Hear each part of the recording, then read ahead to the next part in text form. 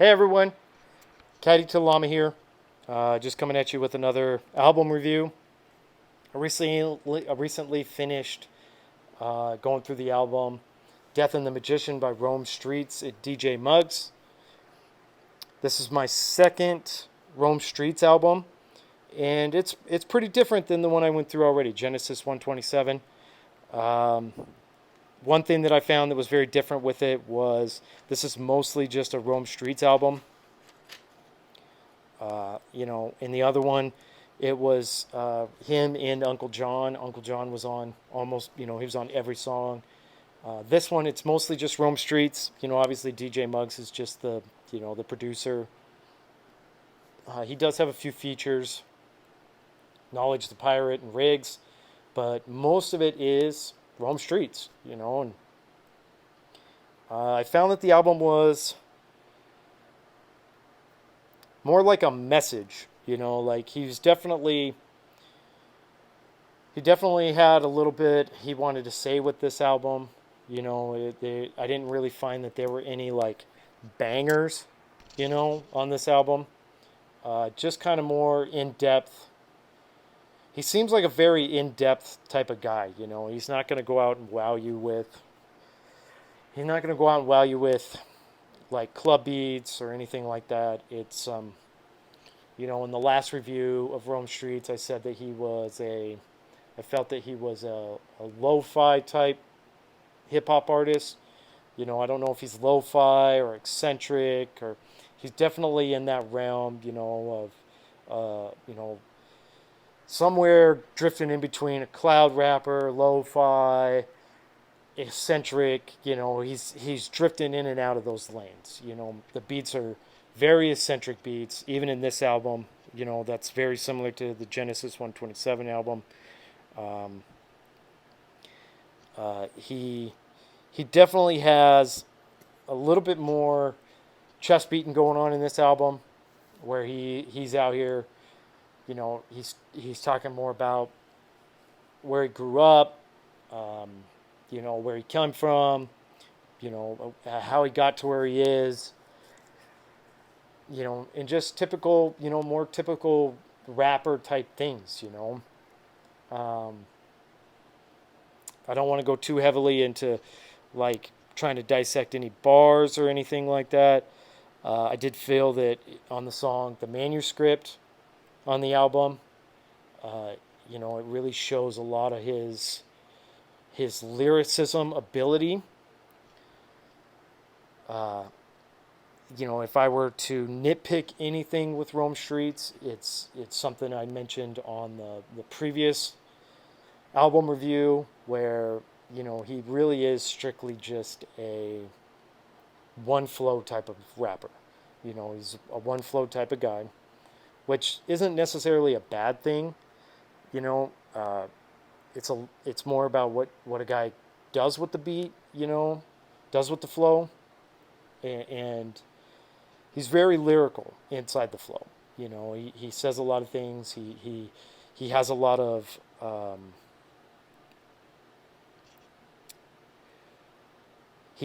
of things he ties together. That are kind of, you got to read between the bars to kind of get the context of what he's talking about. I wouldn't say he's an S tier level lyricist, but he's definitely low A tier. He's up there. He's got some very interesting he's got some very interesting lyrics that he puts together. And I'll say that about him. I feel that this album is definitely more of a political, album. He's definitely, like I said earlier, he definitely had something he wanted to say with this album. A lot of the songs have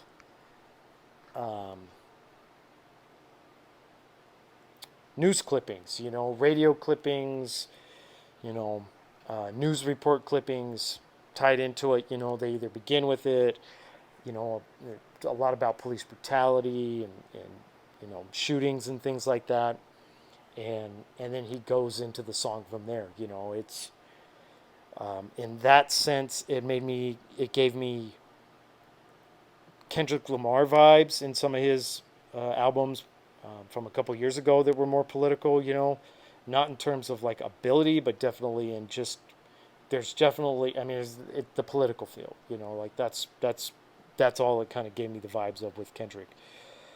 Um, Definitely not the songs or anything like that. Like they don't sound the same at all or anything like that. Just it's a political album.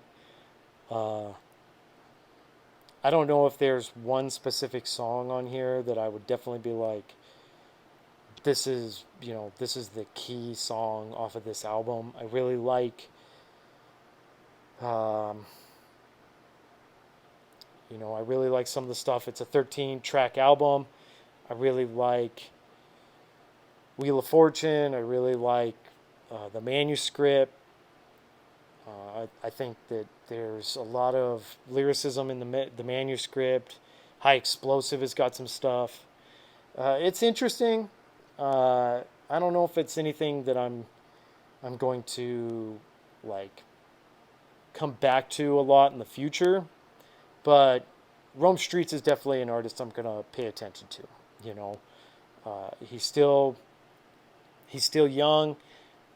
You go back and listen to a lot of guys when they were young in their careers, and they definitely evolved different flows as they were going through their careers. They definitely evolved as artists, and so if that's something you want to nitpick, or it's like he's got one flow, that might be his least most talented skill. I mean, okay, you can say that.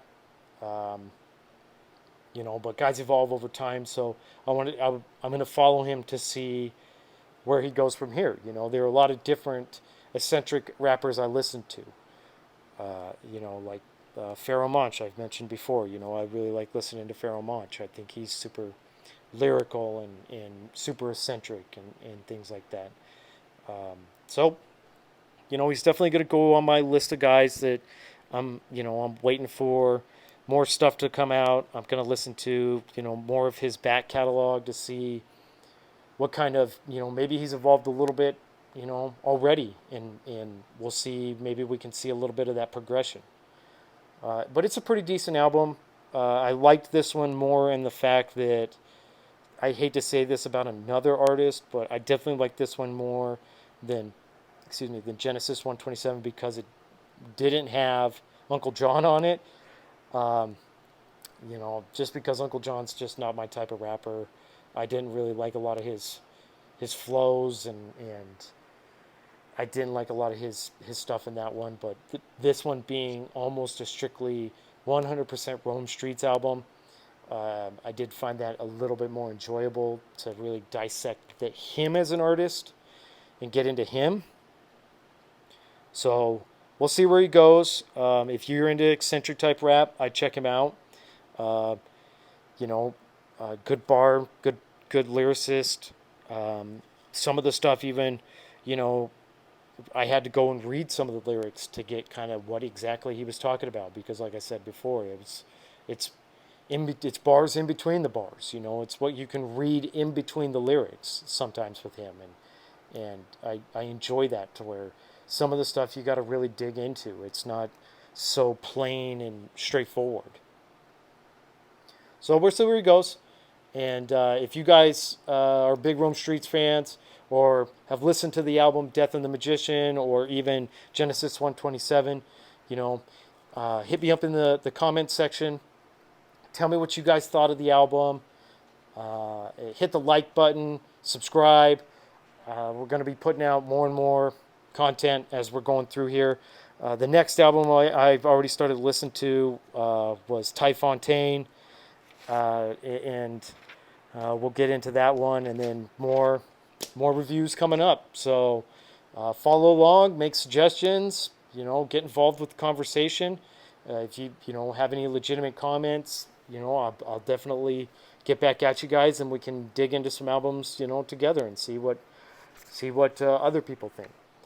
So yeah, guys, that's it for me, and I'll catch you guys in the next one. Bye.